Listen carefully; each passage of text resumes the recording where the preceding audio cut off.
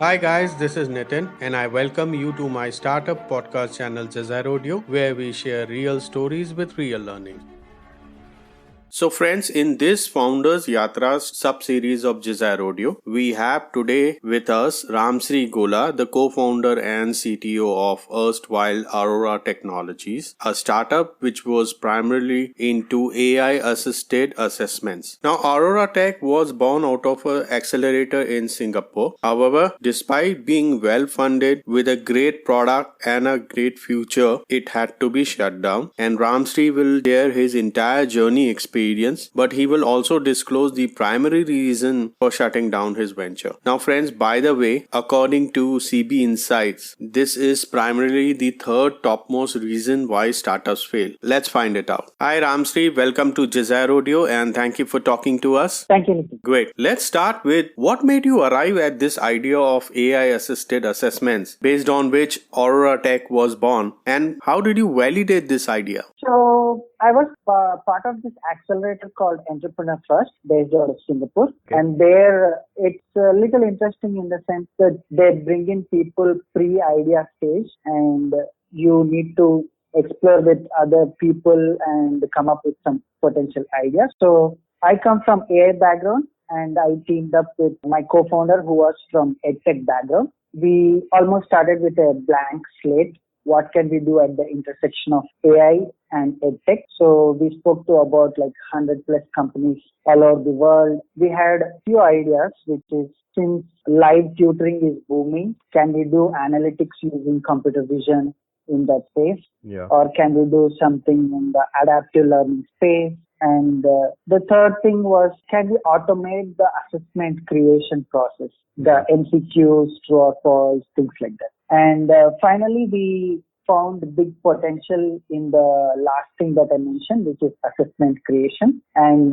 that's how Aurora was formed. All right. Secondly, how did you validate the product market fit? So as mentioned, we spoke to about 100 plus companies, and our approach was very unstructured in the sense that we would ask them how are currently questions created in your question bank, or if they are publishers like McGraw-Hill, how are those assessments created? So we found this repeated pattern that they continuously outsource the question creation process to some other companies like item banks, things like that. There we saw potential that there's a hidden market here that could potentially be solved with state-of-the-art AI techniques that are coming up.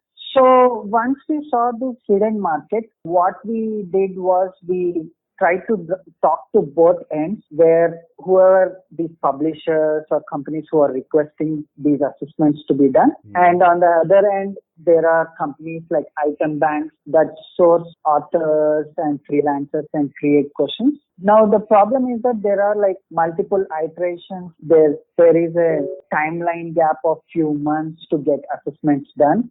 So we saw there was a market opportunity there, and we introduced an authoring tool such that anyone can give some content and create questions from that. And from early on, we, in our product market fit iterations, we found one thing, that instead of going to schools and selling hard, and there's a longer cycle, it's better to already incorporate into things that are already present in the school system. Like in school system, there are learning management system and other things like that. Like publishers have a presence in school system. So we wanted to integrate into that. And one thing that I would say with product market fit is ideal companies that have a product market fit, as soon as you introduce your product into the market, there's a pull from the market, and almost you see a linear or exponential growth from there on. So in our case, as soon as we launched, we could get a couple of B2B customers and few teachers on board. But the unfortunate thing is that we had to close down our company due to other reasons. So we could not see through the full curve of complete product market fit. Okay, let's talk about your fundraising experience. After we got pre-seed funding from our accelerator itself, Entrepreneur First, then we worked completely on MVP and we presented on demo day.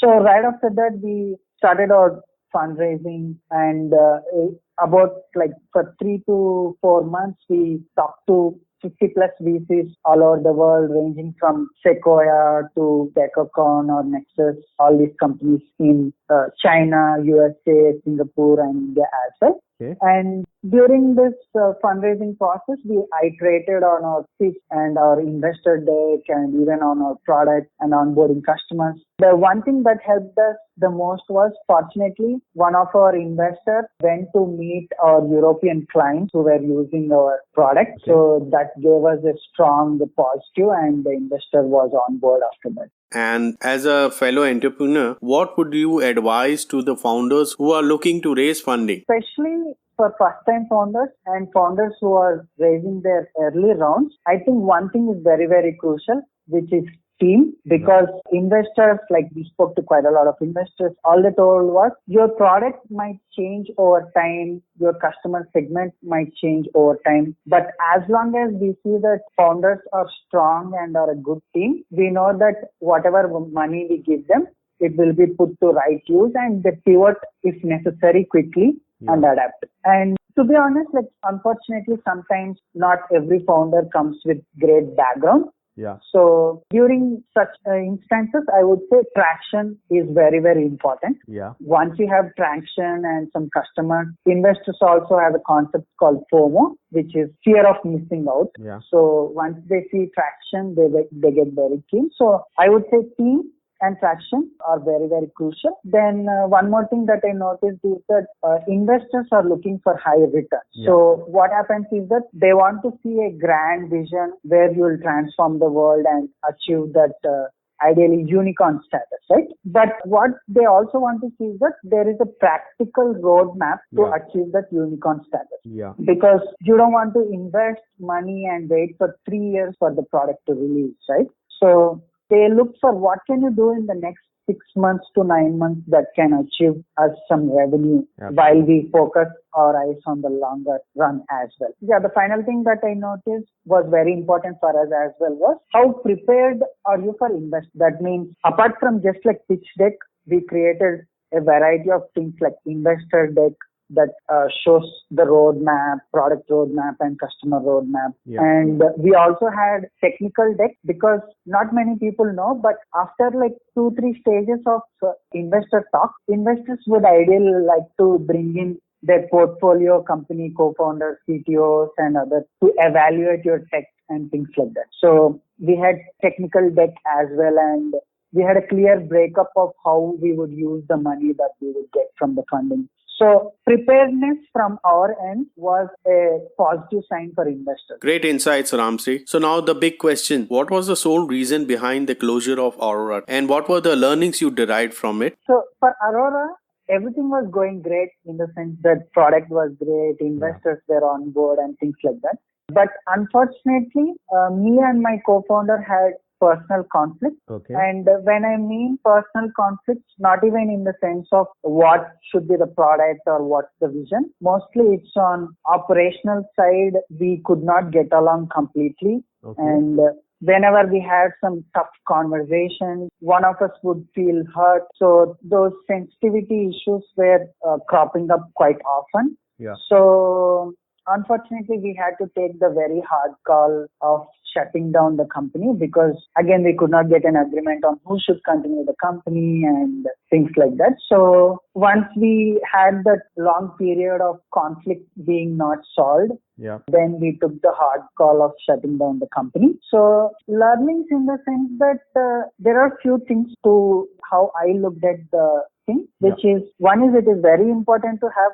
hard conversation. And second thing is that founders need to learn to criticize each other constructively and take the learnings and move forward without taking it on a personal level. Okay. So I think that was very crucial thing that I learned. The next venture was I took a different route for two reasons. One is I got married and now I have more financial obligations with retired parents and things like that. So I wanted to take slightly safer route, which is have a consistent source of income than chasing the entrepreneurship bubble continuously. So since I was the tech guy, I open sourced all my tech and rebranded the company Aurora as Questgen, and I hired some interns from time to time. Then I started consulting with multiple startups almost like full time. So that's how I fund my open source ventures. For the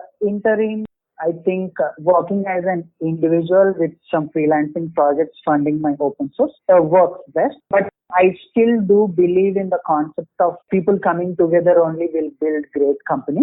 But at the same time, I want to give a word of caution that not every small argument could lead to the breakup of the company, right? So at the same time, it is essential for us to not look at every conflict with a microscopic view and imagine that it would lead to a longer, much further, harder consequence. So it is to find the right balance of criticism and growth in the right direction that we need to master. So friends, with this, we have reached at the end of this podcast. Ramsri, thank you for sharing some great and valuable insights. It was a pleasure to have you on Desire Audio, and we wish a great future for Questgen. Thanks a lot, Nitin, and the pleasure is all mine. Are you a founder of an early-stage startup and looking to raise funding? Get your startup investor ready before even you start pitching to your prospective investors. For know-how, please visit www.jazaro.in. That is www.jasaro.in. Lastly, I want to thank all the listeners who took their valuable time to listen to this podcast. Keep rocking, be safe, and don't forget to share.